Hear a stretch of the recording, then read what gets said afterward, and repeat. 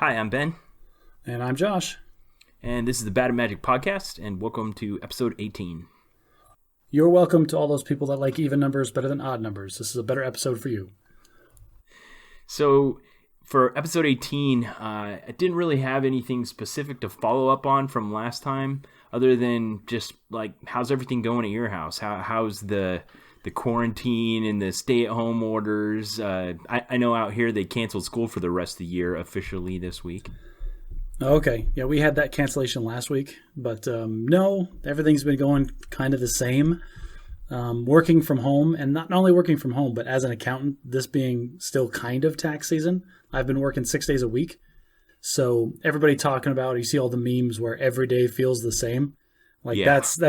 That's compounded a little bit for me because this morning, my family, it's Saturday and they're doing their Saturday stuff. And I'm just doing my normal wake up, work on the computer all day. It was just another day for me. It's just Groundhog Day, man. So, yeah, but I guess to spice things up a bit, you shaved off your beard, and I haven't put on my uniform for a single day since my last day in the battle staff, and so here I am. I've got a beard, and you're shaved clean. Yeah, you're growing your hair out, and I'm still losing mine. It's topsy-turvy. World. Yes, Yeah. everything's upside down. Everything's crazy right now, and yet so calm. Yeah, and this is something I was thinking about earlier today, is that it seems a lot easier. I don't know if easier is the right word. It's I don't know. I don't notice the impacts of this as much because I live out here in suburbia. So I just don't leave my house ever, right? But I imagine if you lived in a dense city, if you were in New York living in an apartment, this would probably be a major lifestyle change. For me, It's just I just don't leave the house. No honking horns and bustling crowds. In some major metropolitan areas, the pollution has decreased so significantly that it's almost unbelievable. Yeah, I think we talked a little bit about that. Mother Earth taking one for this is what we need to do. Is just as a species, we need to agree just to stay in our houses for 1 week out of every month. It's like the opposite of that film franchise they made where one day a year they just go nuts and do crazy stuff and nothing's illegal. The Purge. Yeah, The Purge. It's like the opposite of The Purge. It's just we fast from society, take just a collective break from everything. You see, that's the real positive, uplifting way to think about it. And immediately in my head, I'm just I don't have to go to work for a week. I'll just work from home for a week. I'm always thinking about number one over here, and you're thinking about the greater good. Well, I kind of like it. I kind of like where it's going, how the world has taken a break and taken a good look at things. I wonder what it's going to be like when stuff starts to go back. Well, I'm going to lay my money on 6 months. 6 months after we reopen the country, everything will be right back to normal. We'll forget this ever happened. In September? All right. What? 6 months it is. Because one prediction I made on the show's come true. I posted it on the Facebook page and on the Reddit. I predicted, that this would really be a strong blow to movie theaters. And AMC, one of the biggest chains out there, has filed Chapter 11 bankruptcy. There you go. Yeah, I don't. We talked about that. I don't think they're going to survive. A lot of mom and pop restaurants aren't going to survive. Well, the people are going to. Sorry, there's a lot of logistics companies that are going to rethink their existence too.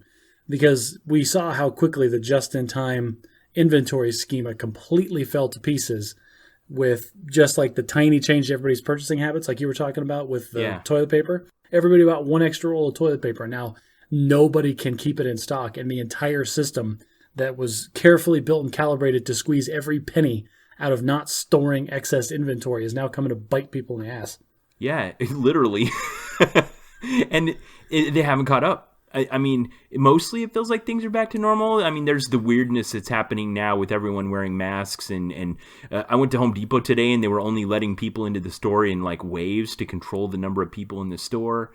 In my grocery store, they have those marks on the floor like you were talking about. But mostly, other than the fact that the toilet paper aisle is still completely empty, everything seems back to normal. Yeah, and is that a fabrication? Is that just life is going to go on? Is it just your expectations of life where when you left your house with the mask and the gloves, oh, everything's going to be different. It's going to be some post-apocalyptic wasteland. But in reality, everybody's just kind of doing their normal thing. Okay. So you know how like in a zombie movie, like there'll be this scene where the hero's walking down the street and there'll be like a can of food in the middle of the street and they'll pick it up and look around like, boy, whoever dropped this can of food must have really been in trouble. So on the way to the grocery store the other day, I was driving down the road and there was a roll of toilet paper in the middle of the road. And I looked at it and I looked around and I thought, man, stuff must have got real. Did you go get it? I almost did, but we're doing okay for toilet paper. I imagine if you got it, you would have ended up on some YouTube channel somewhere. It was glued to the road. Yeah, it was just a painted rock. But it was weird. It felt like something out of a horror movie. Well, things will get better, and that brings me to Bad in English because I've got a phrase for us. There's a phrase that the English use. It goes jam tomorrow. I did some research on the etymology of jam tomorrow. Jam tomorrow is the idea. It's like an empty promise that things will get better. Oh, okay. And it dates back to Through the Looking Glass by Lewis Carroll, the author of Alice in Wonderland. It's this idea of some pleasant event in the future which is likely to never materialize. Jam tomorrow.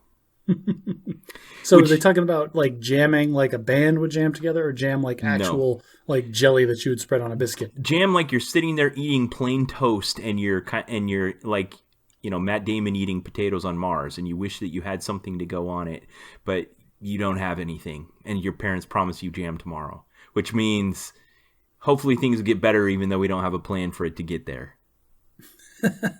This is so the American version of this, I'm trying to think, would probably be something like Ask Santa Claus.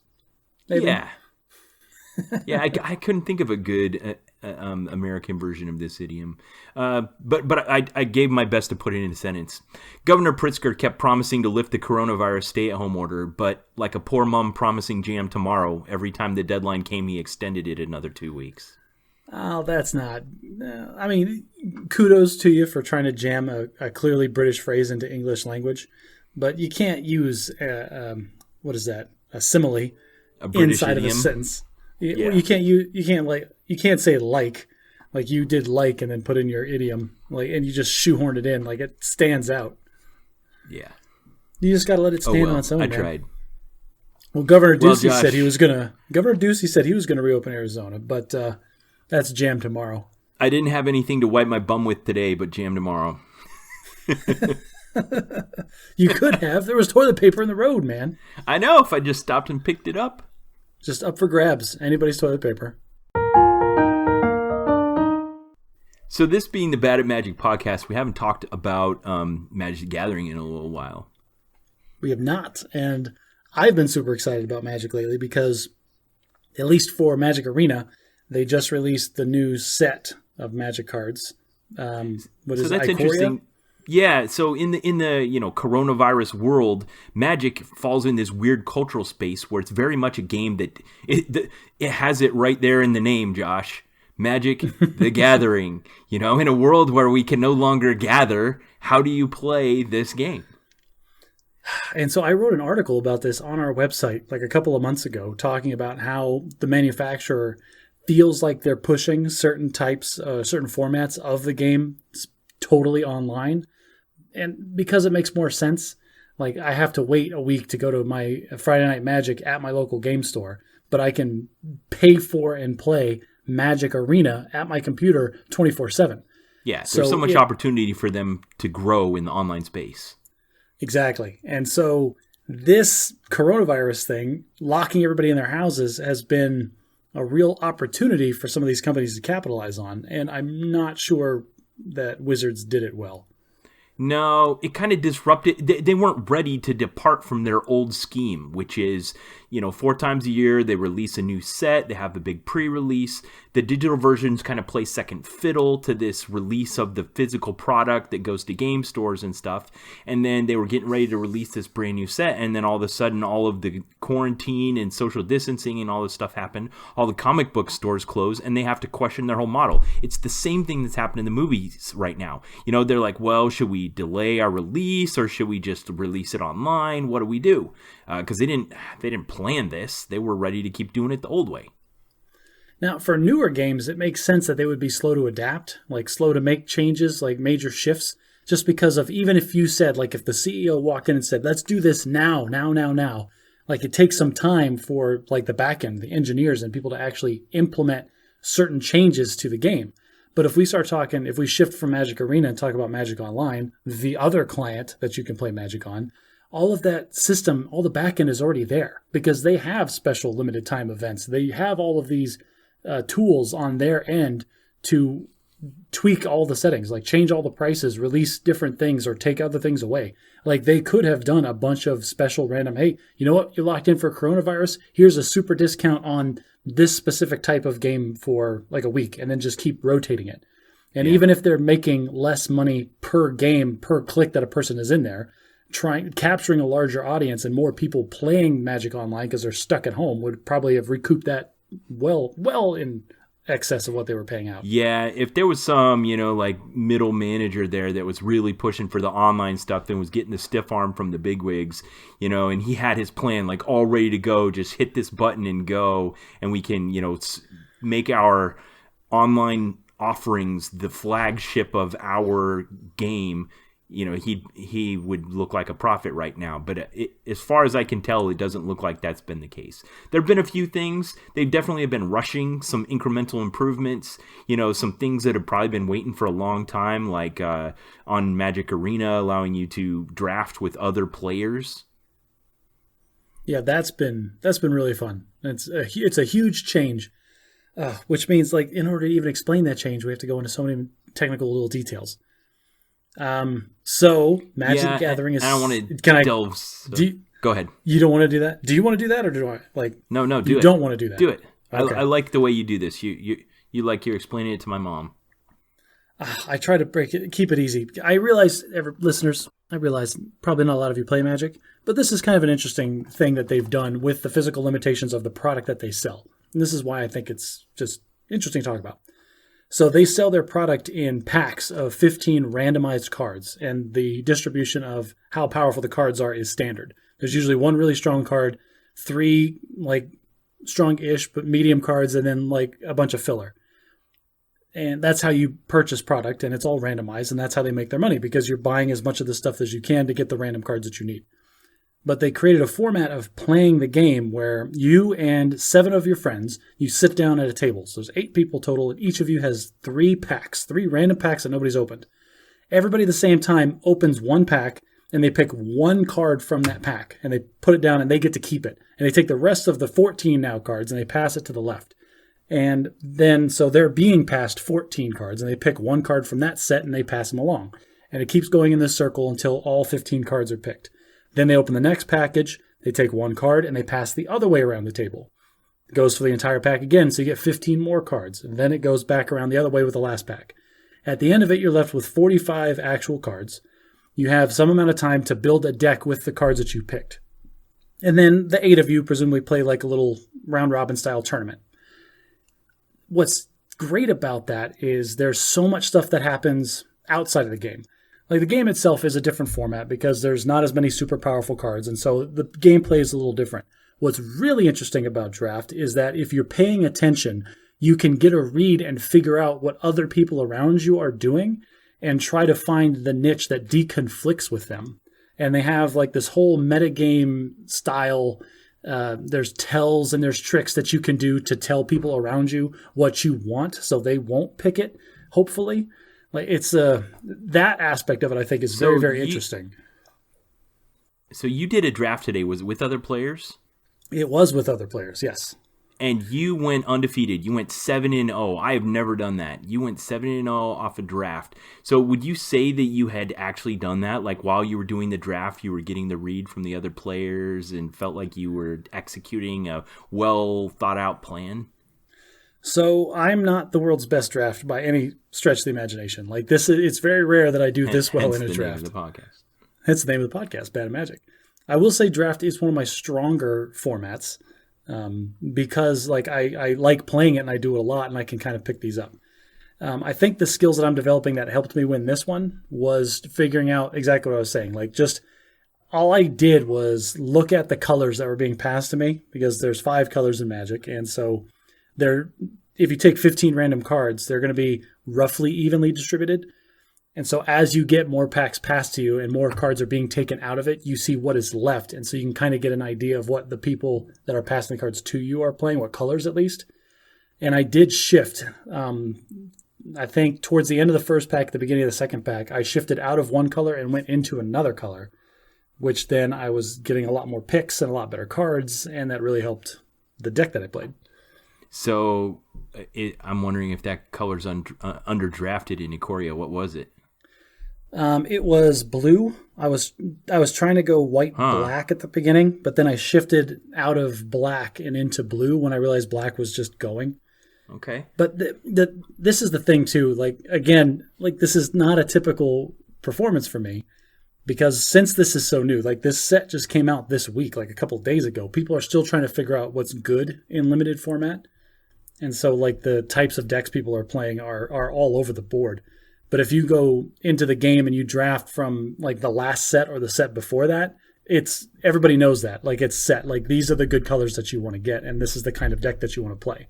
People haven't really optimized to that level yet. Okay.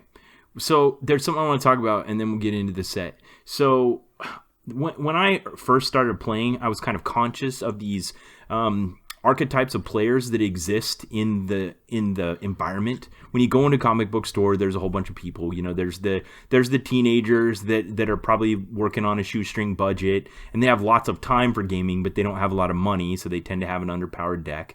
You know, there's the kids with a job that are living in their parents' basement. You know, they probably have a lot of disposable income, and they tend to have overpowered decks. And then there was these guys that like never played the newest format, and they always just sat in the corner with their old decks and kind of scoffed at us. And if you'd ask them what are the cards in newest set, they might not be able to tell you. And I always kind of despised those guys, and I realized I'm on the verge of becoming one of them.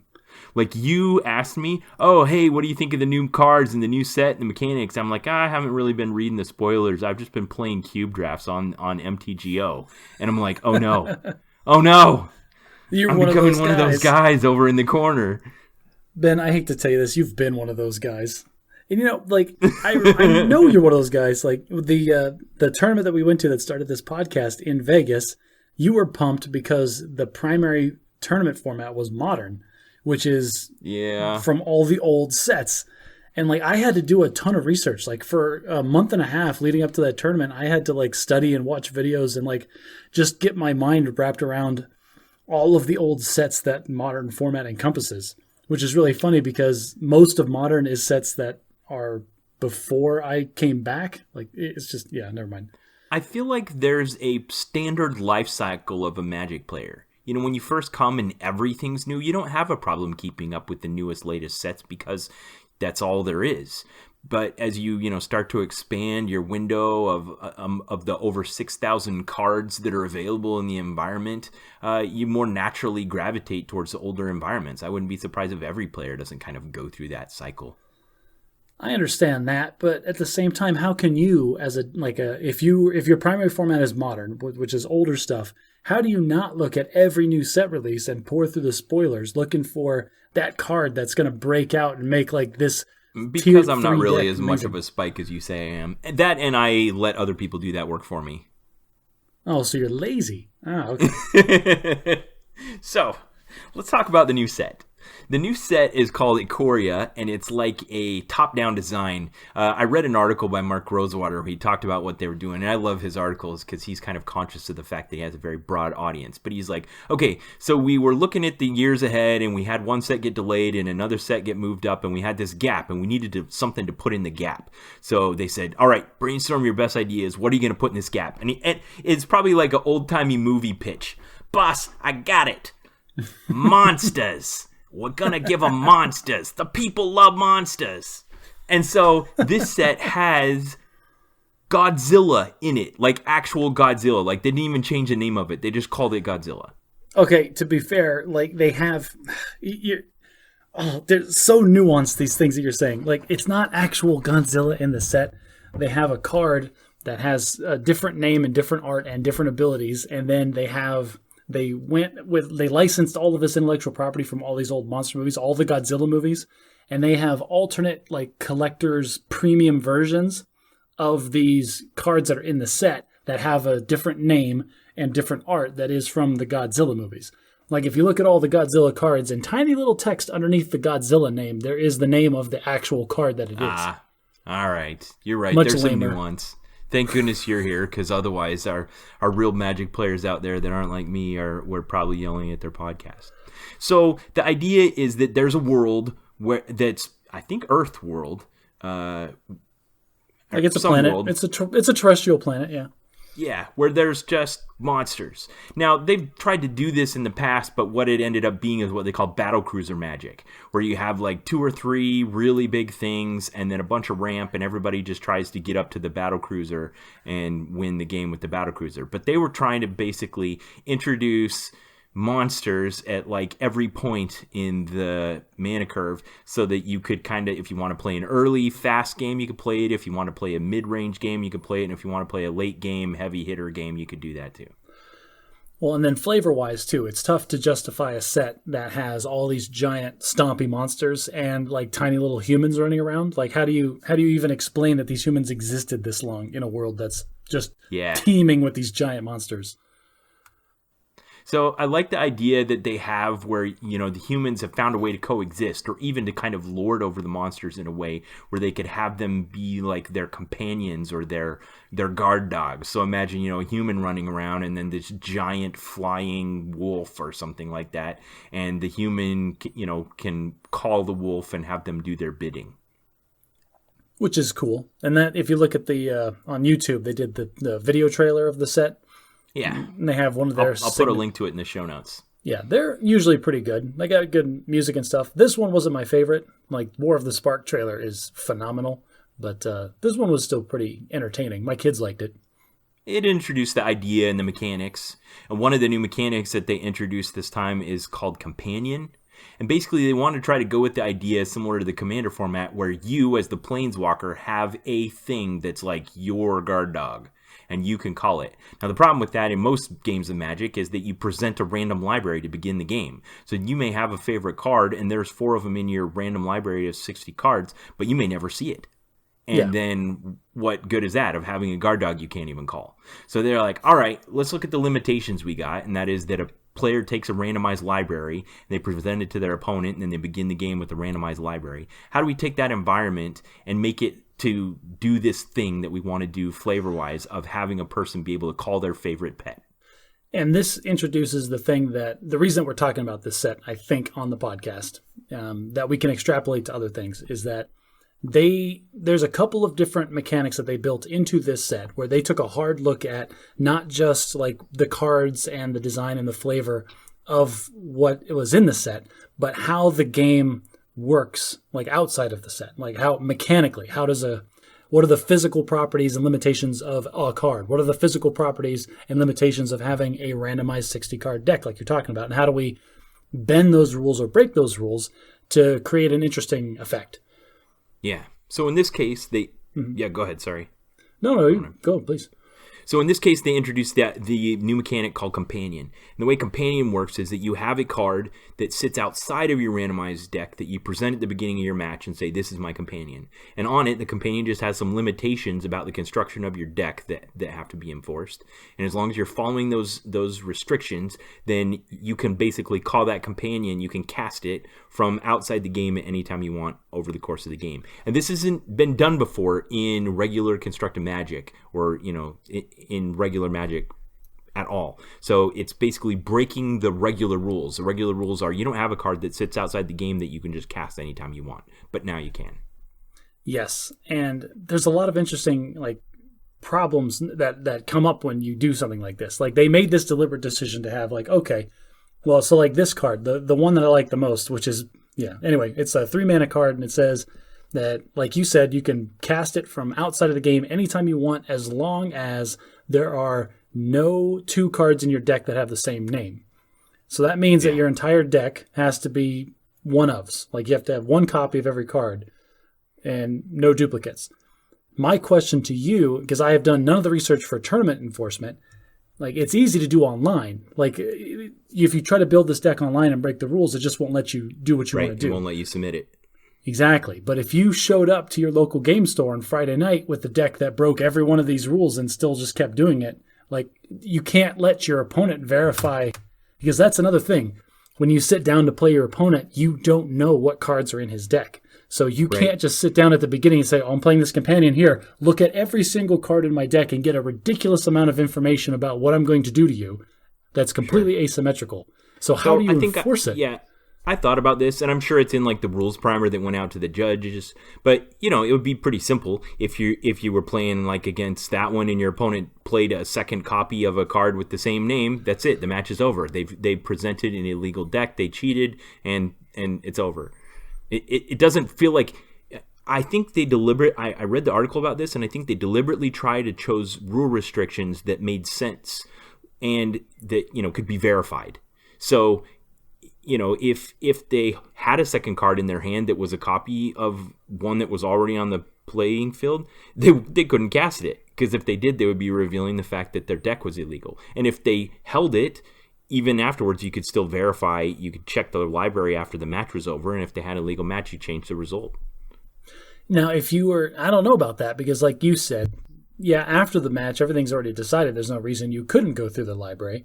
But wouldn't you as a player be a little offended if someone's like, hey, do you mind if I look at your entire deck just to verify that you weren't lying to me the whole time? And so on the that flip idea side, isn't new. That there have been morphs, where you present a card face down and say that it has an ability. After the match is over, you're supposed to turn it over and reveal what it was, that it was actually a morph, in case somebody was cheating and put out something that wasn't a morph. Oh, you know what? I never even thought of that. Just oh yeah, this is a morph card, and it's just like a forest. Yeah, you could totally just cheat, but at the end you're supposed to reveal that you didn't cheat. And Gotcha. If you had, then it would change the result. Okay, so this is when you're playing in paper, it's just kind of the honor system. Yeah, and that's one of the good things about playing online. You just always have a level 5 judge watching every match and a chess timer. Yeah. Now, what do you think? Like you said, they tried to choose specific things that were easy to enforce. There's one where all your cards are even mana costs, or all of them are odd mana costs, or they all share a creature below type. converted mana cost 4.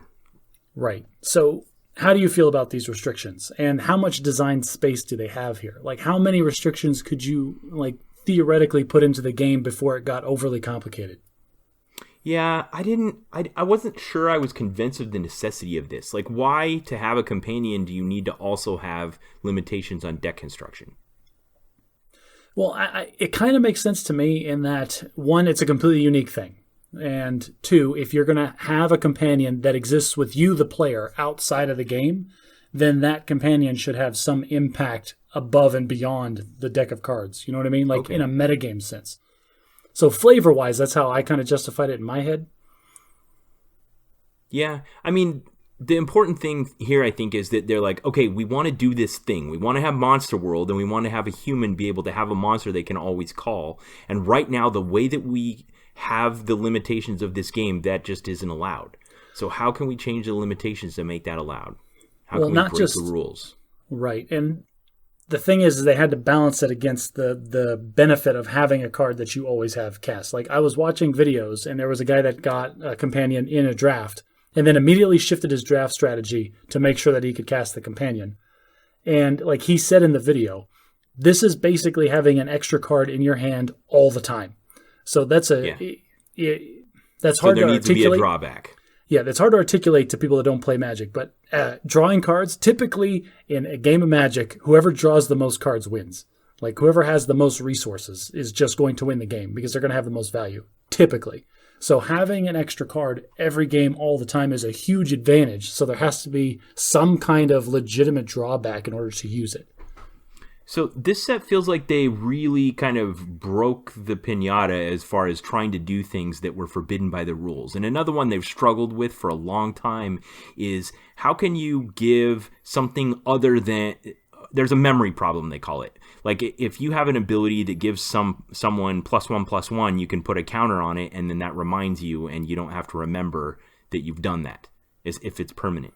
Right, because you just physically put an object like on the card to demark what has happened. Right. But they've always said, you know what, and we've kind of had this in the past where like you could give a creature like a protection from a color and you would just like write on a scrap of paper or something and set it on the creature so you could remember what color it had protection from. But they haven't really gotten into this basically where you could give keywords to things permanently.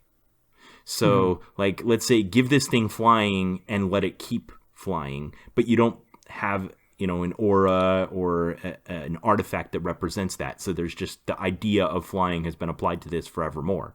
So they're like, well, why can't we just have keyword counters the same way we have +1/+1 counters or -1/-1 counters? So now that's a thing in this new set is keyword counters. You are super bad at keeping this generic for people that don't play Magic. So what Ben is talking about is there are keyword abilities that go on to cards that affect how they play and the rules that impact them on the game. And then there are two types of cards that we're talking about. There are permanents, which when you cast the card, like you take the card out of your hand and you put it on the table and it stays there. So it's easy to remember because that card just stays there. But then there's also spells, which have a one-shot effect and then they go away. And you literally take the card and throw it in a pile of other cards off to the side. So traditionally, the spells, the things that just go away, only last for a certain amount of time. And it's usually a very short amount of time, so we don't have this compounding memory problem. But now this set has introduced the idea of these counters where apparently in the physical product, they're going to have cards that have little punch-outs that have these words written on them. And then you could give, like the one-shot effect could permanently give the ability to the creature. And so you punch out one of those little pieces of paper that says like flying, and then you put the little flying piece of paper on the card forever. The one-shot effect is gone, but the lasting impact of it stays on the table. And again, this is another thing that's really easy to execute online. You would just add the word to the text of the card online, and it would just appear there for the rest of the game. And but it does. In paper, it's a little bit more difficult to execute. But they're like, well, why don't we just do this thing that we've never done before? They're like, well, we don't because it's a memory problem. They're like, we'll put it on some piece of paper, and you can put it on there, and we'll call them keyword counters. And like, great, do it. Well, I'm sure the discussion was more than just like, great, that'll be fine. Just go ahead and do that. But I think what really helped this, like we're seeing all of these mechanics that are changing the way that the game is played and changing the rules outside of the game. And part of that, I think, is because it was like this one-shot set. It's like something got pushed back. We need to fill this gap. It's not going to be a long-running thing. It's going to be a one-shot and done. And so like, oh, well, let's take all of our goofy ideas and put them in, just try to experiment and see where it goes. So there was one more they wanted to do that they've tried a couple other ways in the past. There's been Champion and there's been, I can't remember what it was called. I texted it to you and I forgot to write it in the notes. It was in Augment. the unset. Augment, well, if you ever took a breath, I could tell you it's Augment. And the idea is that you kind of build a monster, that you have a thing and then you add something else to it. And they've experimented with different ways to do it, but there's been limitations of the game, rules that exist for a reason that they had to break in order to do this. And so they were like, well, why don't we just take it and you have a card and you put another card on top of it and it makes a new creature where it has the abilities of both. And they're like, okay. And so we now have a new mechanic called Mutate. And I really like how this would play out in paper, because in paper the idea would be is you have a card on the table that has a picture on top and text on the bottom, And then if you mutated it, when you mutate it, you take another card and you kind of glue them together, and you get to pick the one that's coming out of your hand onto the table, if it goes on top of the other card or if it goes underneath the other card. And in paper, that would be easy to do because you would just, whichever card was on top would just cover up the picture, and then you would just have one picture and then 2 chunks of text for the same card. Online, they don't really do that. They kind of make all of the text disappear, and so it's easy to forget what actually is all on the card. Like you click it and you just get this laundry list of things that you can't read in time, and then if it's more than 3, they just kind of do the ... ellipsis, and like you can't even tell what the 4th or 5th ones are. So it's interesting how this has gone both ways. There's certain executions of these mechanics that are easier online and certain of them that are harder online. This one is definitely harder online because they don't have a really good interface for real estate, because I want to see the text all the time, but I'm probably an oddball that way. Like people just want to see the art, and that's what they really emphasize in Magic Arena, is all the art is there and like the cards like do things, but I need to see what these things do. There's a lot of text on these cards. So let's transition to the extrapolation part of this. So, this game that we've been playing for so long has a bunch of rules that exist for a reason. They help maintain order. They help provide, guide rails and predictability and, a framework in order for all these new things to come into and exist in the environment. But then at the same time, they look at ways in which those rules might be restricting it and look at ways in which they could innovate or break the rules in a way that would enhance the game, be fun, be unexpected, meet their top-down goals, and create something new that didn't exist before. Well, and it's very important to understand that. And I very much have a ton of respect for Wizards as a company for empowering their research and development team to build in these restrictions into their own product. Because it's really easy to just throw the rules out the window every time you just wanted to sell more stuff. I'm looking at you, Pokemon card game, because if anybody's, you've never played Pokemon, right? But I know what you're talking about. They're like, people like big monsters. Well, let's make even bigger monsters. And so every new set just made all the old sets obsolete. Yes. And it would just ruin the economy of the game and made it unplayable. Not only did they're adhering to the rules of the game. Like they are acknowledging that, all right, this is how you play the game. And so we're just going to build things within this box. But what they're not acknowledging is the higher set of rules that make the game worth playing in the first place. And that's what Wizards understands, is like there is no set of Magic cards that is flat better than any other set.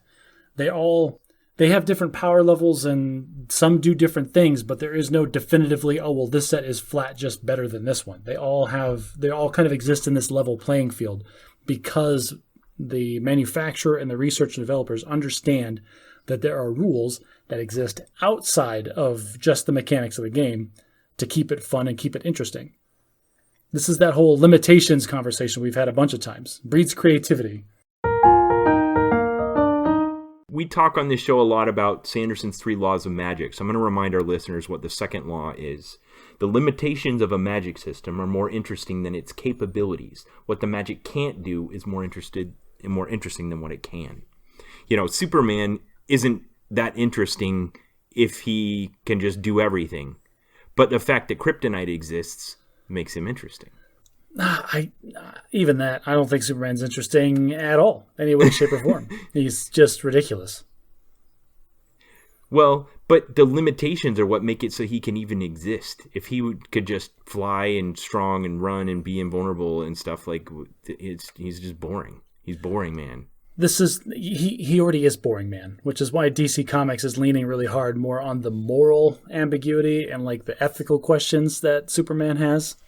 Like if you are basically a god on Earth, like what limitations do you put on yourself and how people would abuse that? But that's a whole conversation. I didn't watch any of those movies. Don't watch any of the movies. The movies are terrible. I'm talking about comic books. Just DC in general. Like, sorry, DC. You guys, I know you do hard work, but all of your stuff is garbage. Okay, sorry I brought up Superman. Back to limitations as a strength. So, one of the limitations that we've talked about before, Magic specifically, is that it is a physical card game. There is a card, like a playing card, that you have to hold in your hand. And that there sets a lot of the limits of what you can do with the game. Not only that, but something I've found out from listening to Mark Rosewater's podcast is that card has to come from a printing press, and that printing press has to have a sheet, and on that sheet are like 230 other cards or whatever. I don't know. They go like 76 to a sheet or something like that, and that limitation, the limitations of the printing press, actually affect the mathematics of the rarity of the cards, like how many of each color they can have in each set, how many the overall number is in the set, how many rares there are per set. All those things go back to the fact that it comes from a physical printing press. Huh. That is interesting. I should listen to his podcast. Yeah. Well, so I'm just... Yeah, like you said, comparing it to whatever the Warcraft one is, I can't remember the name of it. Hearthstone, where it began as a digital game and is only a digital game, has a very different execution because it doesn't have the limitations of originating from cardboard. Well, and one of the interesting things that I always find about Hearthstone, because I played both games, is that it has a lot more copy effects. It has a lot more effects that will like take a copy of your opponent's card and like put it into your deck. And so you'll take cards that you don't own and you'll have them for this game, but since it's all digital, it just goes away. Can you imagine trying to take a copy of your opponent's physical card and put it into your deck? Yeah, that you can't do that. You literally can't. And like, even though this is another interesting limitation that we haven't talked about, is the backs of these freaking cards.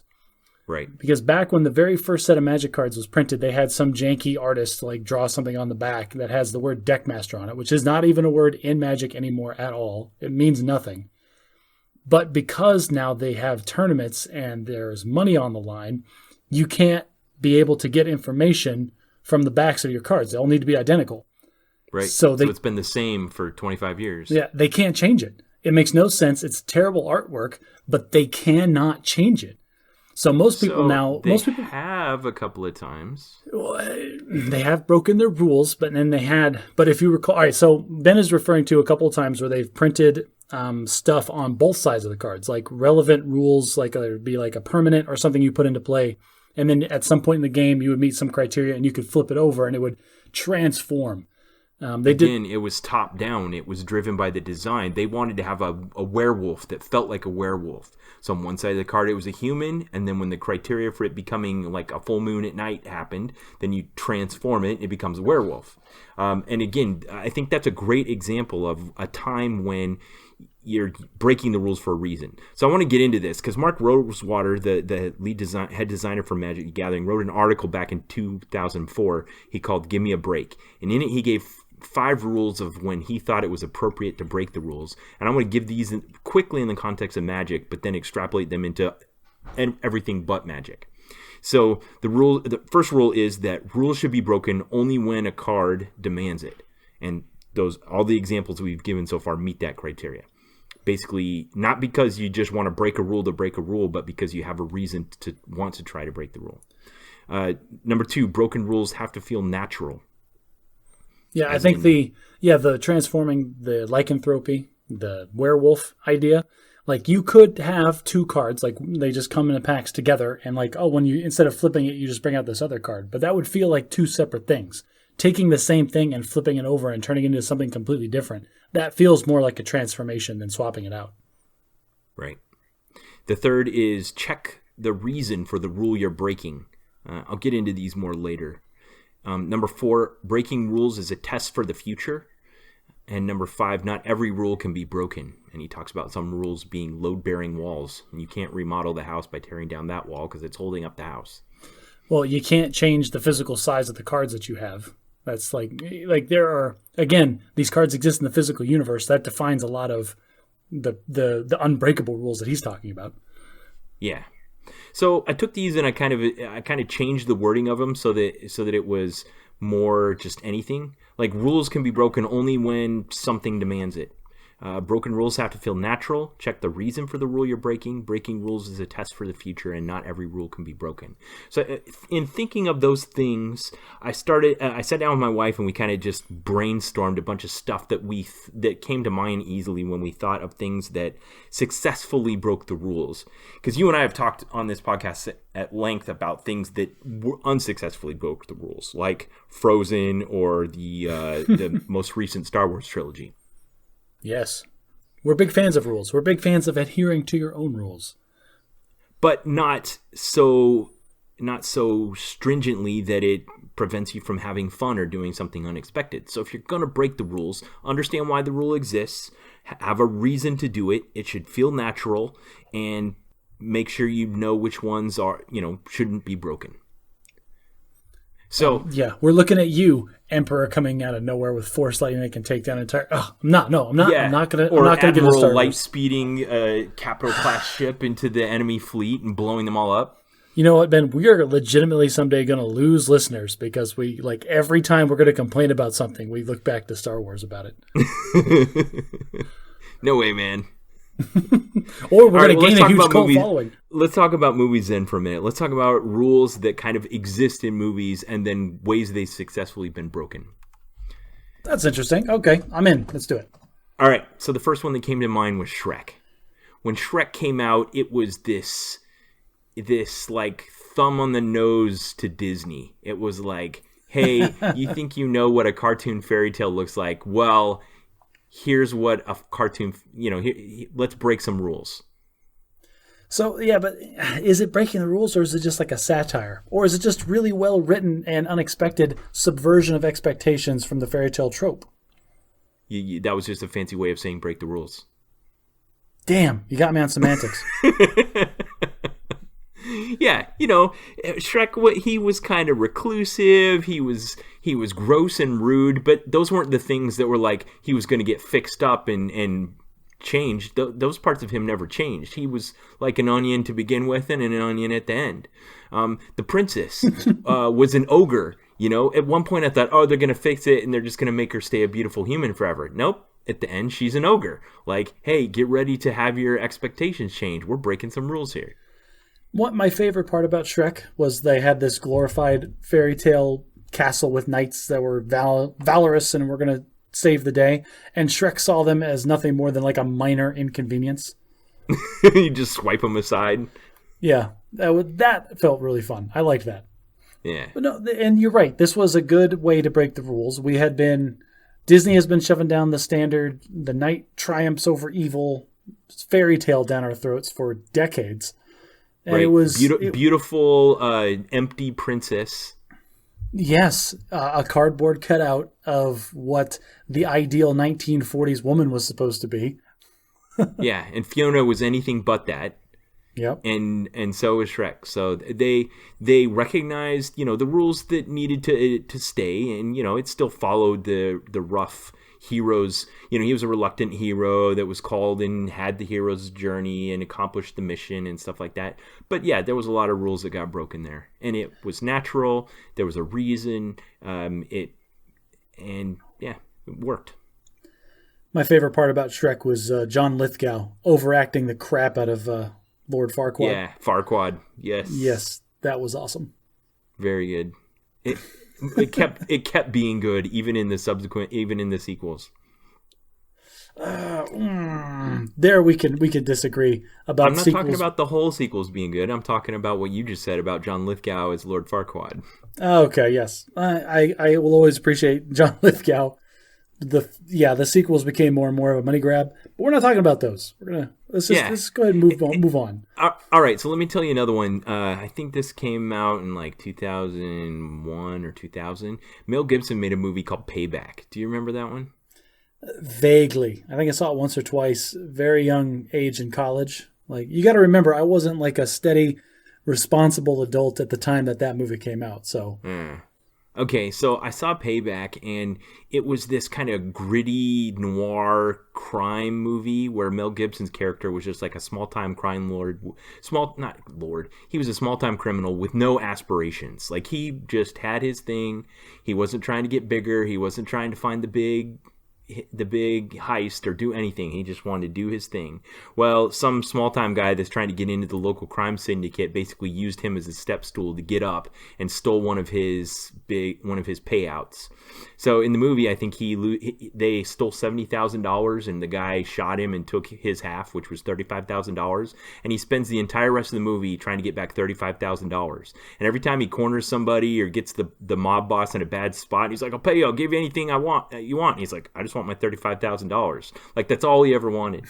And There's a scene where he's got the small time crime lord in the room with him, and he's got the gun pointed at him, and he asks him a question, and the guy doesn't know the answer to his question, and he just shoots him. He's like, "Then what good are you?" And he shoots him. And this is like a main character, which gets at one of the rules that typically doesn't get broken. There's economy of character, and typically your characters stick around. If you have an important character, you don't kill him. Something else happens so that you can kind of keep him around for the whole movie. Well, and this is, what we were talking about, what I said earlier, the subversion of expectations. Like just rattle them off. Because every time it happens, it's impactful because we have these other tropes that exist. Payback is a good one. Like you talk about with the guy, what good are you? And just off him right there. Because the expectation is you're going to go into this scene, it's going to be an interrogation scene. He's going to yell at him. The other guy's going to deny everything. He's going to smack him around a bit. Exactly. There's going to be some exposition, and we're going to get the next MacGuffin introduced or something, and it's going to keep the plot moving. And this guy will remain a character for the rest of the movie. Yeah. Or he'll swear revenge and come back somehow, or, blah, blah, whatever. Or no, we're just going to off him Red Wedding style. Right. Yeah. Okay. Well, that brings up another one, and we're going to skip ahead a little bit. So you said Red Wedding style. That's a great example. The Game of Thrones is a great example of one that has done this to great effect. In most stories, especially epic stories, you have main characters that are constant. Yes. The first season did an excellent job of making us fall in love with Ned Stark. Everybody thought, this is the good guy. This is the hero of the story. Everybody else is kind of bastards, and this is the one guy that's got some integrity. And one of the things that I like most about Game of Thrones is that this is how it would actually go down. If you're the one good guy in a super corrupt political system, you are definitely going to get framed for something and then beheaded just because you're inconvenient. Yeah. Oh, spoilers for Game of Thrones, everybody. I don't think there's anyone, even the people that like to brag that they've never watched an episode of Game of Thrones. I have never watched an episode of Game of Thrones, and now I just put myself in that camp, even though I was about to say that I am not. Knows that the whole thing about Game of Thrones is that your main character is going to die. Okay, podcast over, people. We're having a serious conversation with Ben. You've not seen Game of Thrones? No, I haven't watched any of it. You're on coronavirus quarantine. There is literally nothing better you can do with your time. We could talk about that on next episode. No. I told you we put the podcast on hold. This is the conversation we're having now, sir. How do you even know what I'm talking about? I don't have an HBO subscription. I don't really have a reason for an HBO subscription. Okay, there's a big problem.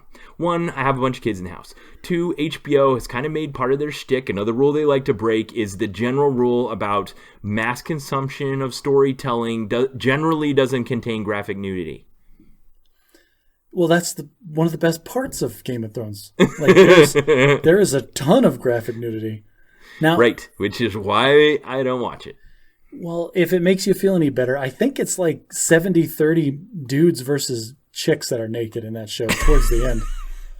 Oh, man. All right. Well, I have made my point about why I don't watch it. No, hang on a second. No, there's one last thing. I'm very aware of it. We are going to move on, I promise. But I have to put a huge asterisk on Game of Thrones being good. Right up until, it was either season 6 or 7, where they got ahead of the books. And then it clearly transitioned from book George writing. R.R. Martin's vision of what this should be to just a room full of TV writers. Listen, TV writers, you can only kill Jon Snow 2 or 3 times before I stop caring about it. Entirely. Right. I just wanted him dead at that point. Yeah, I'm not a big fan of room full of TV writers, the kind of things they generally produce. I like a well-executed vision of 1 or 2 people. There was a whole season of Game of Thrones where they were marching from one town to the next. It took that long to get there. And then in the last season, they kind of hand-waved it, and they did a cut to black, and they were in one place and then in the other. It took months to travel between the 2 points, but they just hand-waved it all away because that wasn't interesting. So I want to talk about my favorite movie in the Marvel Cinematic Universe for a minute. Okay. Captain America, the Winter Soldier.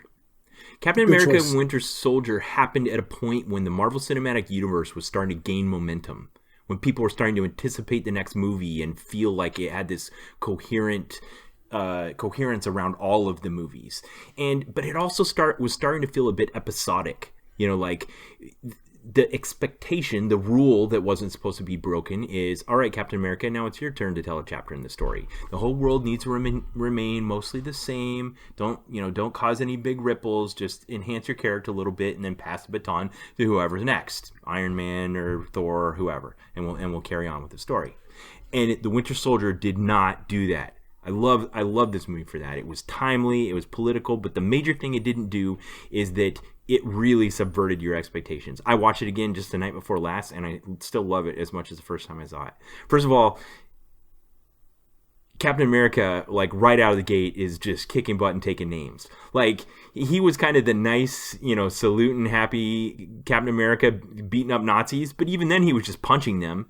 But, he shows up on that ship in the middle of the Indian Ocean where there's pirates. He's like kicking guys overboard, stabbing people with knives, choking guys out with piano strings. I mean, he's not taking prisoners.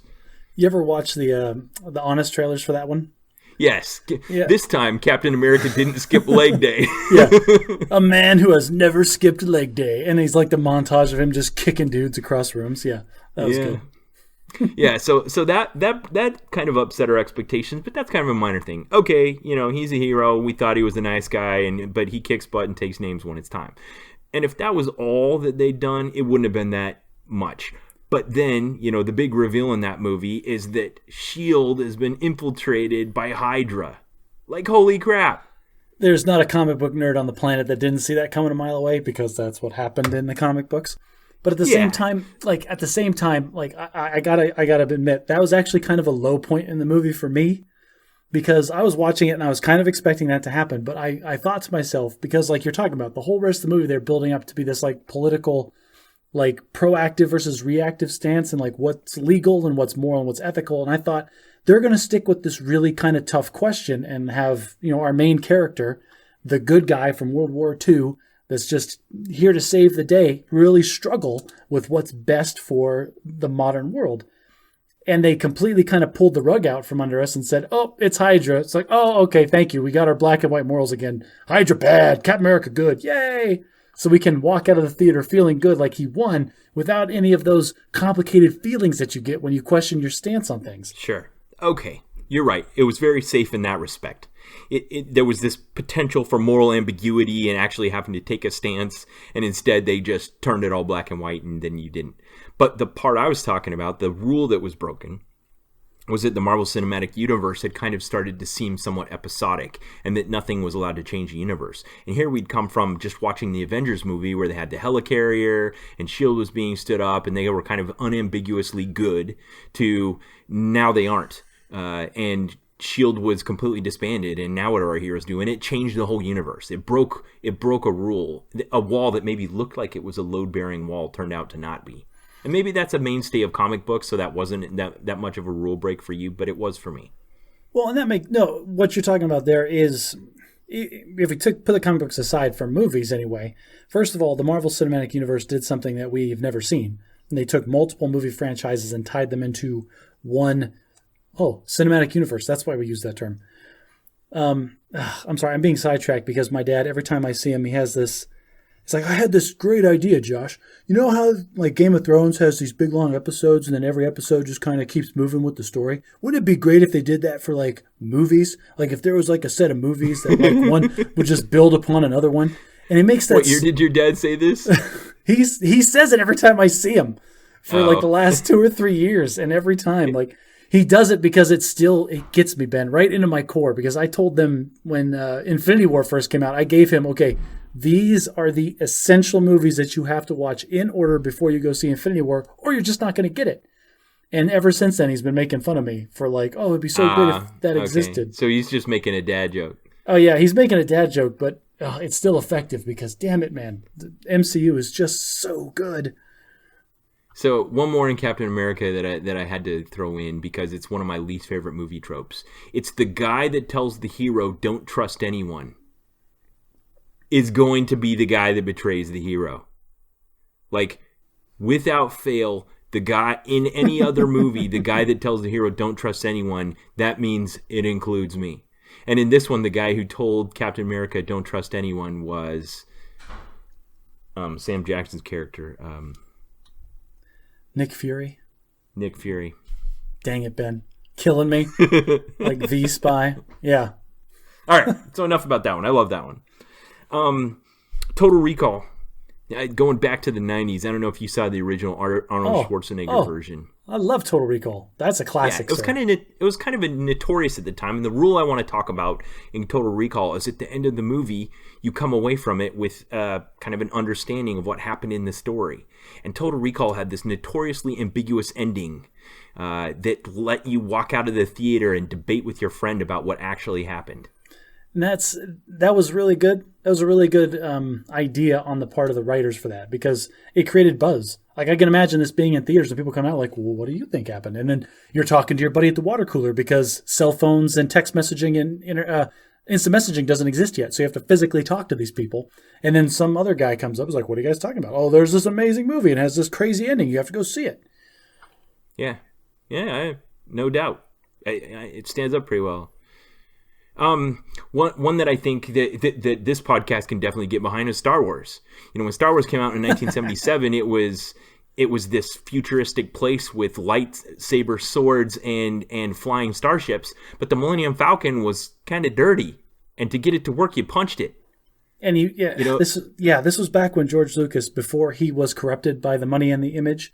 Like, you talk to people that, and they do interviews with people that worked with him on the original Star Wars, and he had a very clear vision of the future is neat and shiny to us, but to the people that live in it, it's just going to be like, there's going to be used cars, there's going to be like terrible airplanes, like it's just going to be normal stuff. Yeah. And so he introduced the idea of the used future. One of my favorite scenes, like such a subversive expectations, breaking of the rules. We're going to change our vocabulary here. Is Mark Hamill walks into the Mos Eisley spaceport and sees the Millennium Falcon for the first time, and the camera pans up and the music swells, and like, this is big moment for us. He's like, look at this cool spaceship. He's like, oh, what a piece of junk. Yeah, that's just, it's great. Yeah. Yeah, the used future. So that was another one where it was a rule break, you know. And I'm guessing they sat around at some point and they're like, all right, we're going to be in the future with spaceships and stuff like that. So it's got to be like 2001: A Space Odyssey, you know. It's got to be like what was it? Danger Will Robinson. I can't remember. Lost in Space. You know, where everything is pristine and clean and futuristic looking, and they're like, no, let's not do that. Here's a new rule for you: if you can't remember the name of something, say it and then take a pause, because maybe I know it, and if you stop talking for a second, I could like tell you what it is. All right, I'll try that. You won't do it. It won't happen. That's all right. We'll just keep having people scream at the podcast players, which is great. So we already talked about Game of Thrones. Oh, did you want to say something else about Star Wars? Well, I was just I had something and I lost it. Got sidetracked by Lost in Space. So forget it. We'll move on. Maybe it'll come back to me. All right, so I'm going through our list we made. So in Indiana Jones and the Raiders of the Lost Ark, there's that scene where he's in like the Moroccan market and he's being chased by guys with turbans on their heads and stuff. And he, you know, has been punching and flying and stuff. And he comes around the corner and that guy pulls out the giant sword and he swings it around and Indy kind of looks around for what to do, and you think he's going to get in a sword fight with this guy. That's the expectation. And then he pulls out his pistol and shoots the guy. With a look in his face like, oh, there's no way I'm dealing with this. And actually, what's really funny is I don't know if this is a true story or just some kind of like cult classic story that people like to tell, but apparently the story goes that there was supposed to be like a really intense sword fight like through the market between Harrison Ford and that character, and they, like, that guy had been training for weeks to the choreography to do it all right, and Harrison Ford was like really sick filming that day, and like they got to the point like, all right, we're gonna do this big fight scene. Harrison Ford goes like, just actually physically tired and feeling sick and didn't want to do it, was just like, why wouldn't I just shoot this guy? And then like everybody, and like all the producers, like writers, like was like, actually, yeah, I think that's probably what would happen here. So I don't know if that's true or not, but well, that's a good example, because that goes to the first rule that Mark Rosewater gave about making breaking a rule. You got to have a reason.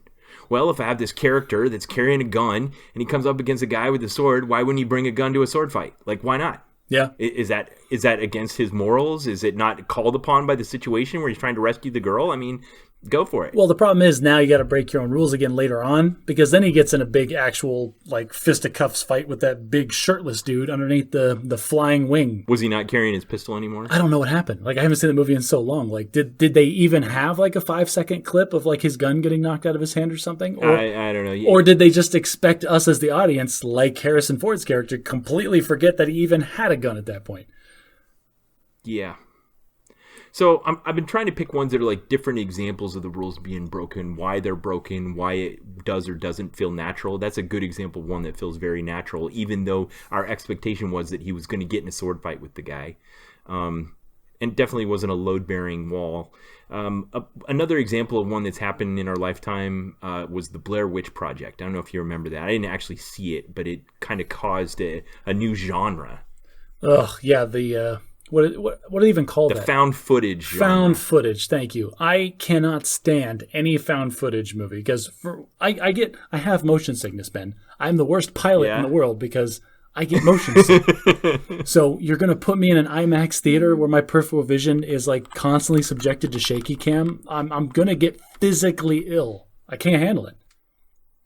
Yeah. I mean, there's a lot of entries in this genre now, this found footage genre. I think I saw one that I liked. It was, but again, I'm not going to remember the name of it. Let's try the thing. It was set in New York City, and there was some big monster that came that might be Godzilla. Cloverfield. Okay. All right. Good job. Did that one also trigger your motion sickness? Yes. My wife and I tried to watch Cloverfield together on a couch, rented it on some streaming service like years ago. It might have been pay-per-view even, that old. And we watched, I think, maybe 10 minutes of it, and both of us were so sick, we're like, I don't even want to watch this anymore. Wow. Okay. Well, another probably to round out my list, unless you have any you want to add, was one you and I watched together called Cabin in the Woods. Yes, I remember Cabin in the Woods. It begins like a traditional horror movie, where you have a bunch of teenagers. There's the jock, there's the druggie, there's the cheerleader, there's the bookish girl, and they're all going to go have a weekend in a cabin in the woods. I love how you changed their profile names away from what they traditionally are. This is a G-rated podcast. This is a G-rated podcast. So there's a word for the cheerleader that starts with S. It is 4 letters and talks about somebody that is very open with their favors. And then there is one that starts with a V that is traditionally considered like a nerd or like an outsider. Yeah.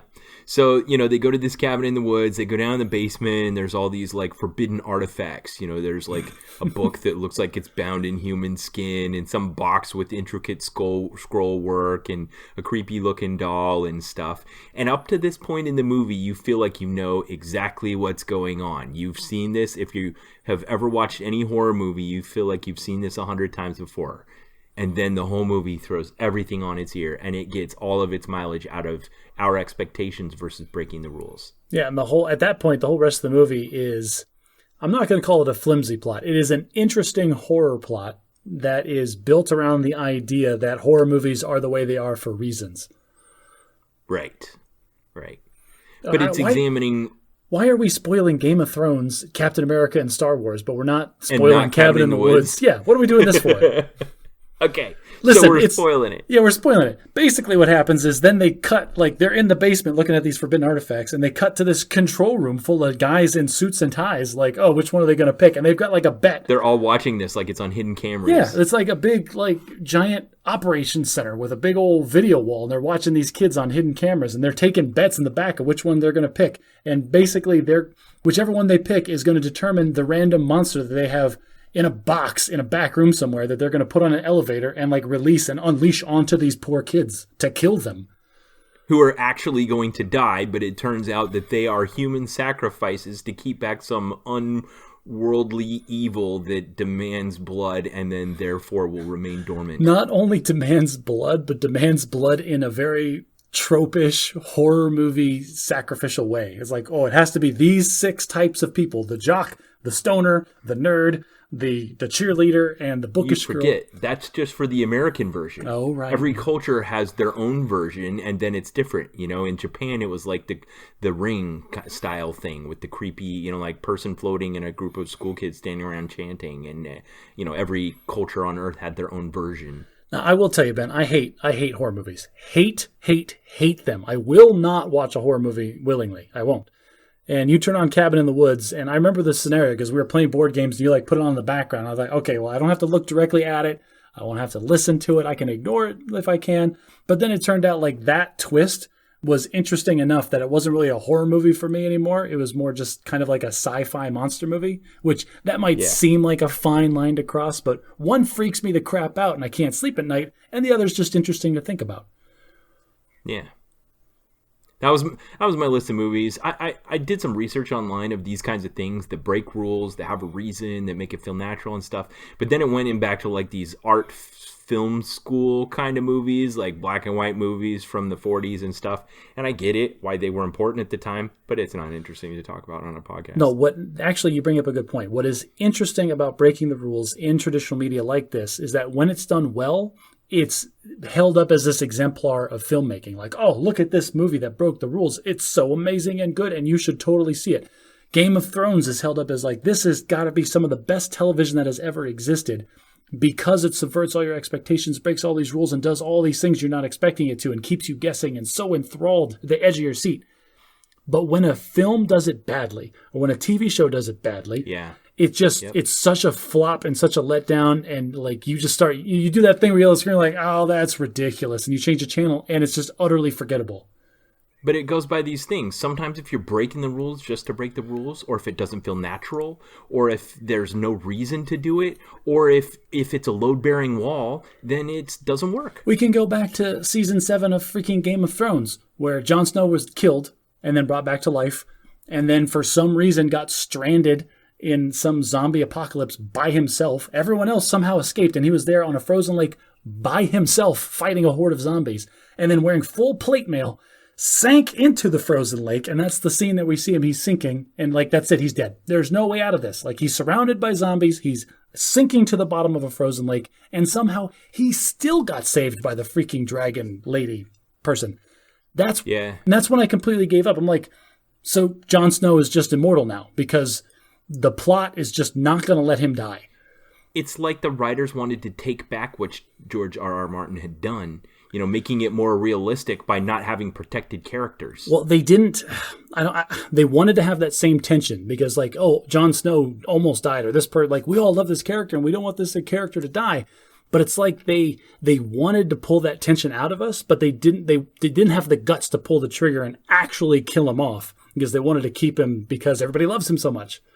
In that way, gets back to why the rules exist in the first place. Well, no, I think the TV writers were just too conservative. The rule that was being broken by George R.R. Martin throughout that was that our most beloved characters kept getting killed for realistic reasons.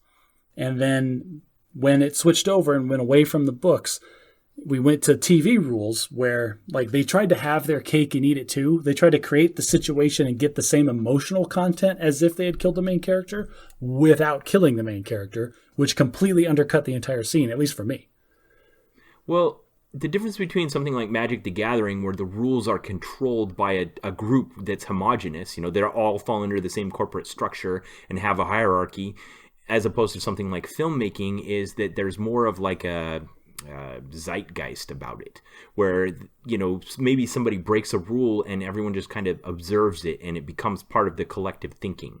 The used future became a thing, or having your main characters could potentially die became a thing, whereas before that wasn't. But then they kind of wanted to take it back when it went back to traditional writers doing the show. I just felt like they were chicken, like they didn't want to commit to it. Like they didn't understand why killing the main character was such a big thing. Like, I don't know. Maybe it just made their job too hard to finish out the storyline without the person, in which case then pick another character. But like, I feel like they just didn't understand the how the rule was executed, or they knew the rule, but they didn't know how breaking it worked. They didn't know how to break it correctly. Right. Exactly. Sometimes it just becomes another tool in the tool bag. The classic example is when Orson Welles did Citizen Kane. And he was the first person ever to introduce the cinematic flashback, where instead of just doing exposition, you actually change your film and you go back to an earlier time in that character's life and see something that led up to what was happening in the present and then come back to the present. Like, that was the first time that had ever been done. To us, it just seems like granted, but at the time it had never been done before, and now it's part of the tool bag that any filmmaker has. I'm not going to lie to you. I never saw Citizen Kane. Only all the clips and commentary and like all the jokes that exist about Citizen Kane.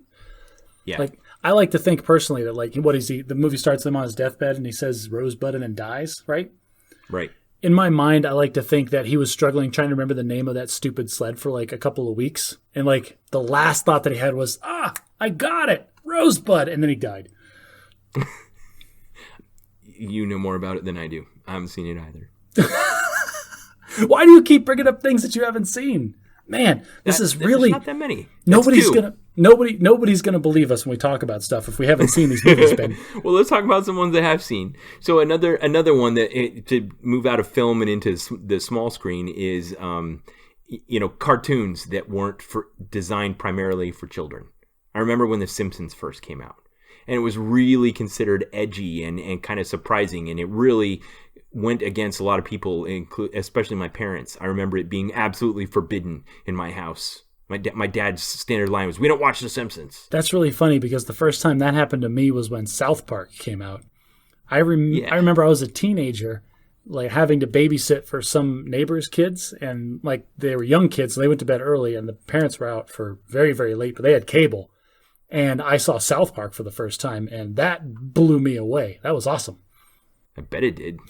Yeah. Well, and that's the same kind of thing. They look at the expectations of something that's kind of colorful and cartoony, and you think that it's going to be childish and maybe simplified. Instead, it's kind of nuanced and edgy, and All right, so I'm gonna have to cut you off here and like really elevate my status of super nerd. Like, I'm gonna lose. People are gonna like stop paying attention to me here after I say this. That has been a thing, what you're talking about with edgy cartoons and like making real points and things. That's been a thing in anime overseas like forever. Like, this is a relatively new concept for America, but there are a lot of really old like animes that are very impactful and very thought-provoking and not for kids like in any way, shape, or form. Okay, I don't know this. How old is anime? I'm asking Google. Yeah, that's who I would ask. Better source than me.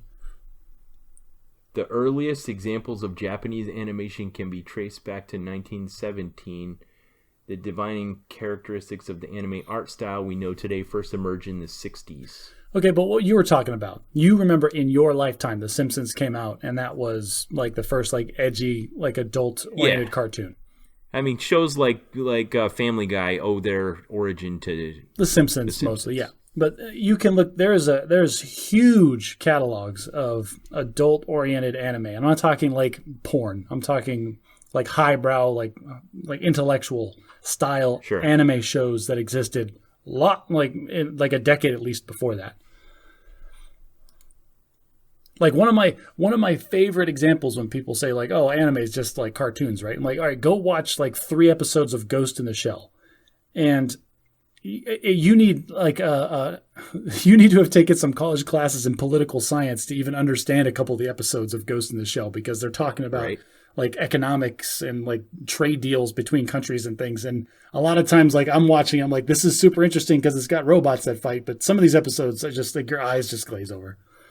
Didn't they try to make a movie with Scarlett Johansson as that character? They did not try. They made a movie where Scarlett Johansson was the major. Nicole and I saw it in like the one theater in the entire North Valley that was playing it. There was like 3 showtimes over the course of 4 days or something. There was 6 other people in the theater, and it was a garbage movie. But we really like Ghost in the Shell. The movie didn't turn out great, but like Ghost in the Shell, the show is great.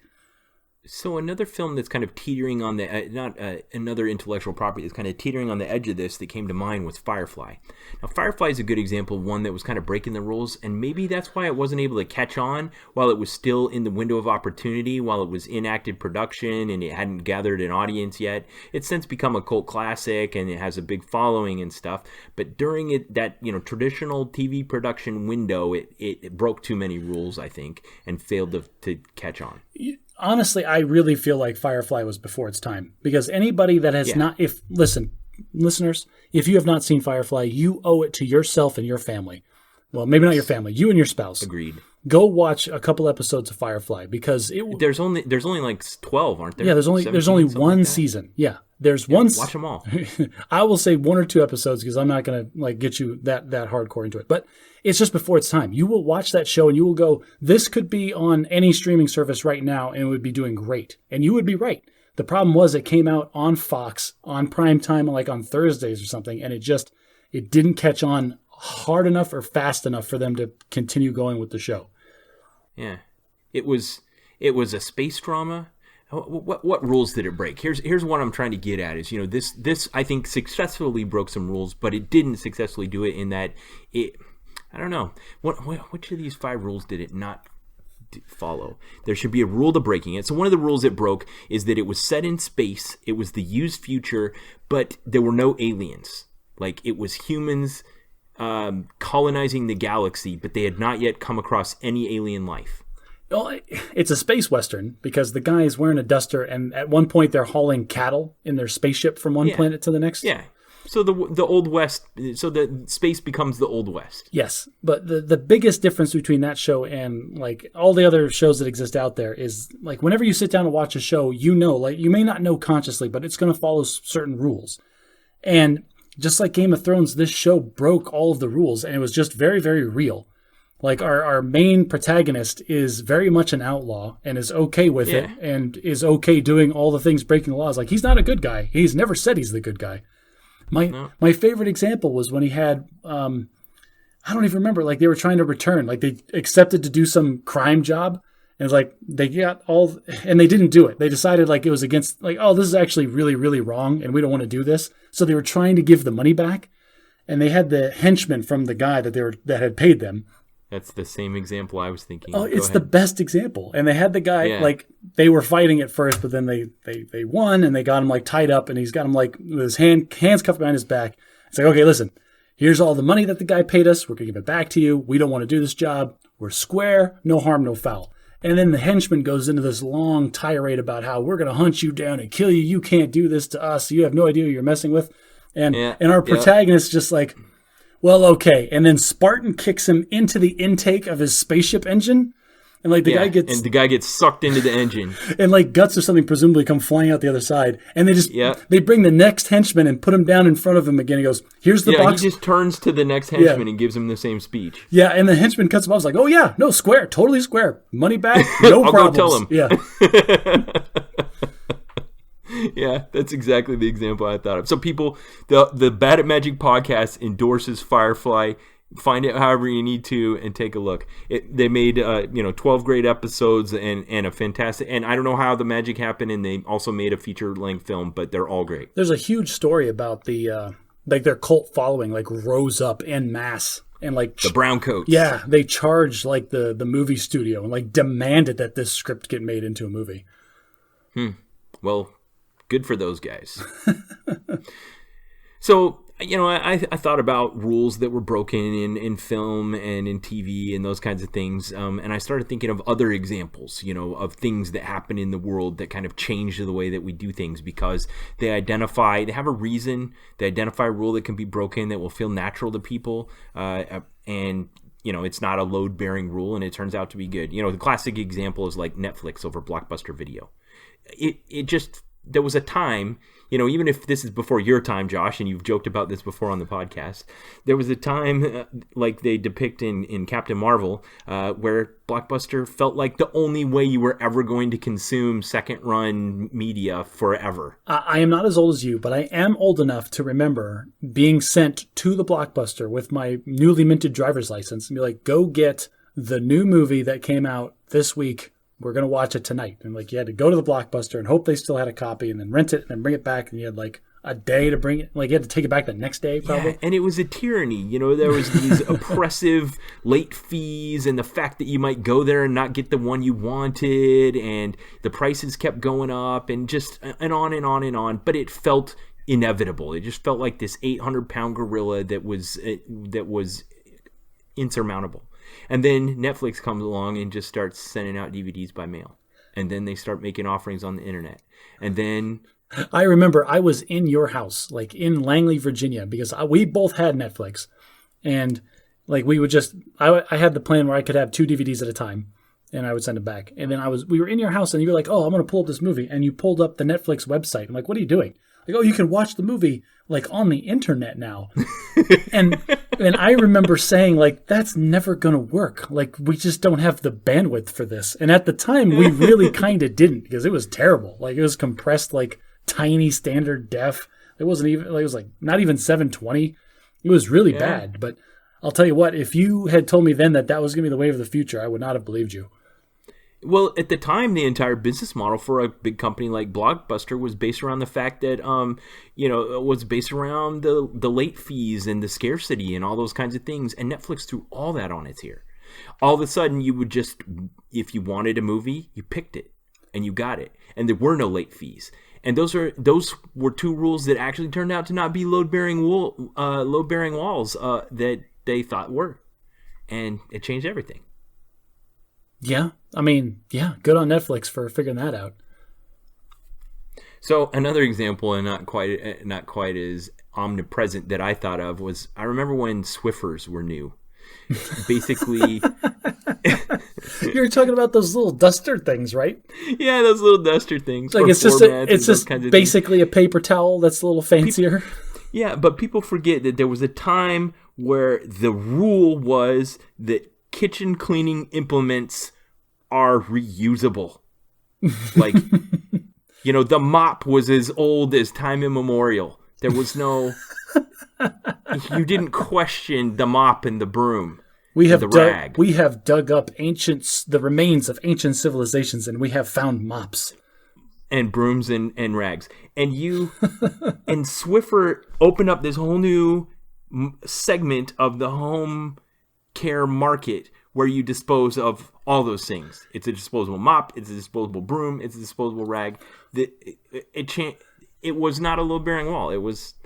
I am on the opposite side of the spectrum, and I'll tell you why. So my wife and I used to be very one-time use everything, right? Like, I mean, I remember like from my bachelor days until probably 2 or 3 years ago, it was paper plates. That's what we just buy paper plates. Like, I don't want to ever wash plates. I don't ever want to do dishes. We just had paper plates. There was a short time in my life, Ben, where we had disposable like flatware, where I would just use like the plastic crap that you would use at a picnic or a barbecue as my normal tableware because I just didn't want to do dishes. We have since gone back on that. My wife found microwavable plates that are plastic, super easy to clean, really big. They got nice big lips on them. And I'll tell you, I can't even imagine how many hundreds of dollars I've saved in paper plates by just sucking it up and you doing my reusable plates. I'm on the same side of this. It's like a Swiffer is never going to do the job that a vacuum cleaner will. And like you're going to pay for Swiffers forever. It's like, oh, a Swiffer's only $5. Yeah, but you got to keep buying the things. I buy a vacuum cleaner. It lasts for years, Ben. But at the time, it was really breaking a rule. I mean, I'm looking at this like World War II style propaganda poster that says, use it up, wear it out, make it do, or do without. Yeah, I get that. And that is what marketing is for. Marketing is trying to convince us that like, oh, why should you have a dirty, gross mop in your closet when you could have this fresh, clean thing out of a little box and then you get it all dirty and ew, all the dirt, and then you just throw it away.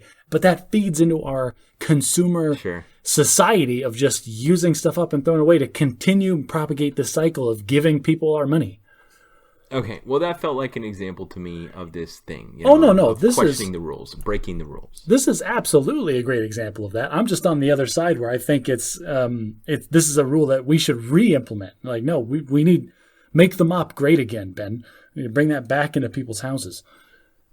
So I was looking into other genres and ideas. I also thought of the art world. I mean, art has always been filled with people who are looking at ways to push the boundaries and break the rules and do new things. But one in our lifetime that's done that pretty successfully is a British artist known as Banksy.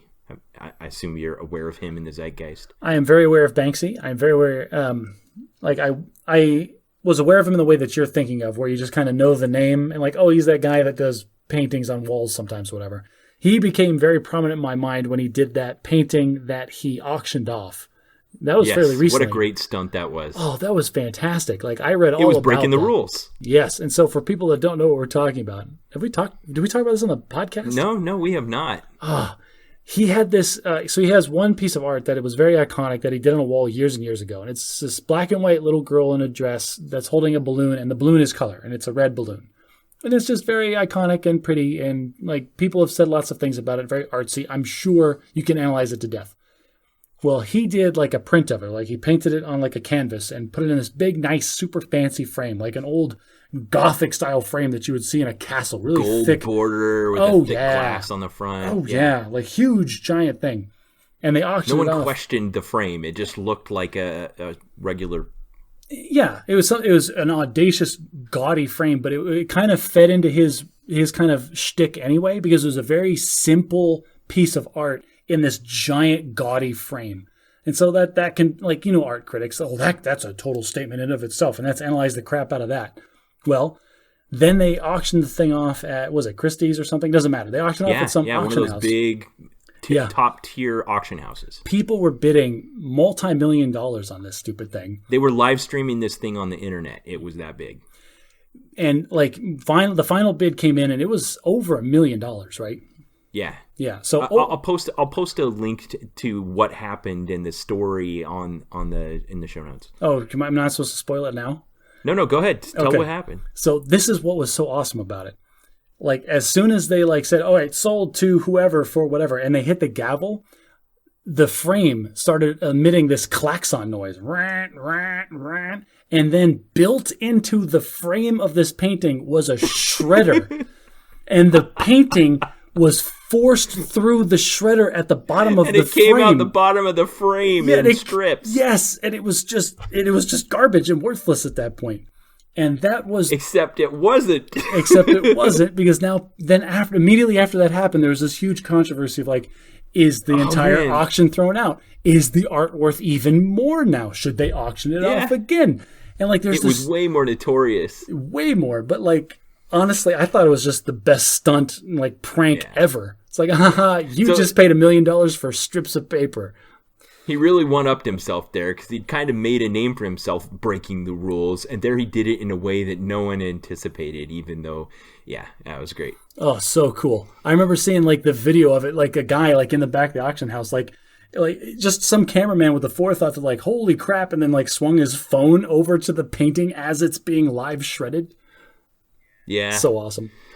So Banksy's a great example of a person that kind of thinks different. And it reminded me of this ad campaign that probably predates you a little while, what the Apple did, where they would show photos of great thinkers who were known for being outside-the-box thinkers, breaking the rules, if you will. And then it would just be a photo of Gandhi with the little Apple logo on it, and it said, "Think different." And this was a huge campaign. There were dozens and dozens of them. They were in newspapers and magazines and all these kinds of things. It was Apple's Think Different campaign. It was as ubiquitous as Got Milk. Well, I get that, but I think we should move away from marketing stuff, because I get super jaded, because all of that is just it is literally the entire industry. Go watch Mad Men. Watch Mad Men for a week, and it's. I haven't watched Mad Men. Yeah, it's just that's their job. Their job is to understand the psychological aspects of us, the buyers, and try to manipulate us. Well, I made my own list, and none of these people on my list have ever been on an Apple campaign. But this was my list of people that were examples of me, of people that break the rules. So the first one that came to mind is Dick Fosbury. Do you know who Dick Fosbury is? I do not. You've heard his last name before, because a style of jumping is named after him. Nope, I have never heard this before. The Fosbury flop is now considered the accepted optimal method for executing a high jump in competition. That would be the only time that somebody would be known for jumping. So right. I do know that story. I did not know the name. But everybody tried to hurdle the high jump for the longest time. Right. And he was like, there's got to be a better way to get your center of gravity as high as possible. And he jumping off of 1 foot. People, this is the guy that reinvented jumping high. So remember this name. Yeah. And he's considered to be, a great example of someone who broke the rules. The rule was you do it this way. And he tried something else and was successful at it and changed the form competition. Well, people still use it to this day. Another person I thought of along these lines was Elon Musk. He's kind of famous for being like, outside the box thinker, trying things a different way. It seems like every new idea he's come up with is some new way to break the rules. He's tunneling under Los Angeles. He's sending a sports car into space, whatever. He's selling flamethrowers to people to pay for his tunneling company. Oh, sorry, no. The boring company. It's not a flamethrower, right? He says that on there. It says specifically on it, this is not a flamethrower, but it's a flamethrower. Yeah. All right, so Elon Musk is, I don't know if he's an outside-the-box thinker or if he's just a normal dude that ended up having a ton of money. Because I feel like like people that are rich like get there like deliberately, like the Bill Gates and the Steve Jobs of the world. They're very intellectual, very highbrow, and like they do specific, like these are the things that I want to do. Elon Musk feels like a guy that's just like, I don't know, I feel like you could have a beer with Elon Musk and have a normal conversation with him that wouldn't talk about world geopolitics or anything. Just be like, it would be really cool. We should build flamethrowers and just sell them. Wait, what is this you keep saying about flamethrowers? I don't know what you're talking about. You're kidding me, right? No, I don't know. I must have just been not had my phone on that day or something. To raise money for the Boring Company, like instead of selling T-shirts and hats, which I think they did too, because it's a great name, they sold flamethrowers. They were actual flamethrowers. I thought you were just making. I thought you were just making something. No. They mass produced actual flamethrowers, and like they had like the Boring logo or whatever on the side. Yeah, how are you not aware of this? Wow, this is a thing. Holy thing. Crap! Yes, no. It says very specifically in all the documentation when you bought it, this is not a flamethrower. But there's like one thing that you can do that I don't think they even tried to hide that turns it into a flamethrower. That's it. Not a flamethrower. The Boring Company. Yeah. Huh. It's very much a flamethrower. Link in the show notes. Fire extinguisher sold separately. They sold 20,000 of these things. Yes, they sold 20,000 flamethrowers. I thought you were making that up. No. That's great. Elon Musk mass-produced a flamethrower because he had the money, and why not? That is fantastic. You know what? Now that you mention this, I have seen a photo of this, but I thought it was a paintball gun. Yeah, it doesn't look like a real thing. Wow. Well, I think that's probably a good one to end on, but I want to extend an invitation to our listeners. Go on the subreddit, go on the Facebook page, and give your examples of outside the box thinkers who broke the rules successfully, who followed Mark Rosewater's rules to only break the rule when there's a good reason to do it. It should feel natural, and it's not a load-bearing rule, and there should be a reason for the rule you're breaking. So, good examples of other areas in pop culture, in innovation that you have seen that people use to break rules. And then I got one more I want to talk about. Well, you just said we were going to wrap up, but no, there's an entire genre of media that we have not at all talked about breaking rules, and that's interactive media. That's video games. Yes. Yeah. Yes. So there's one that you introduced me to in this area that I think helps point out the rules of interactive media. And so I don't want to say too much about it, but it's called the Stanley Parable. It's available on Steam for like $9. If you've never tried it, what I'm recommending you do is go out and give it a shot. To look it up on Steam. It's called The Stanley Parable. I'll put a link to it and stuff like that. Try not to read anything about it if you can, but basically it plays on the rules of interactive media as a way to examine the rules of interactive media. I remember introducing this to you because you asked me the question. We were talking about video games and how you don't play video games. And I was trying to explain to you that there are things in video games that you cannot get from any other form of media consumption. It's not in a book, it's not in a movie, it's not in a TV show. And you challenged me in that moment, what is something that exists in video games that can't exist anywhere else? And my answer... And this is what came to your mind when I asked that question. This was my answer. It came to my mind within... It was less than a minute, and I had it installed on my computer at the time. Okay. So I sat down at your computer. You didn't say anything else. I tried it. It took, maybe 10, 15 minutes? Yeah. And I came away convinced of what you'd said. That I had just experienced something that I couldn't have any other way. Yes. That's an excellent way to put it. And you said you got the experience and understood what was happening in the first 10 or 15 minutes. I'll tell you, I have probably 10 or 15 hours in that game. And it's completely different the entire time. You can play it. Yeah. Oh, yeah. There's another one that I tried to throw at you. that you, like, I keep texting it to you and you just don't respond because you do that to me sometimes. And that was a game that I recommended to you called Antichamber. And I think that one's like $5 or $6 on Steam. And so, all right, I'll add that to my list. Well, I've ghosted you long enough. So if it's less than $10, I'll tell you that, because it's not a lot of gameplay. You'll get, like, if you're going to sit down and you tell yourself, I'm going to play this game from start to finish, you will be done in like one day. It's not a long game, so don't pay more than $10 for it. But it's definitely worth that. The idea here is that it breaks all the rules of video games. Like, all the rules that you have about, the rule is that if you're in a first-person shooter, like you're a person that's walking around with a gun doing whatever, that space is going to conform to physical laws, right? Like, this room can only be so big and there's going to be a hallway or whatever. This is the first game I've ever seen where they just acknowledged and used it as a mechanic where, like, space in video games doesn't have to be anything because this is all digital and we can change it however we want. So, like, one of my favorite examples is there's a hallway where you go down this hallway and you come up to two sets of stairs. One goes up and one goes down.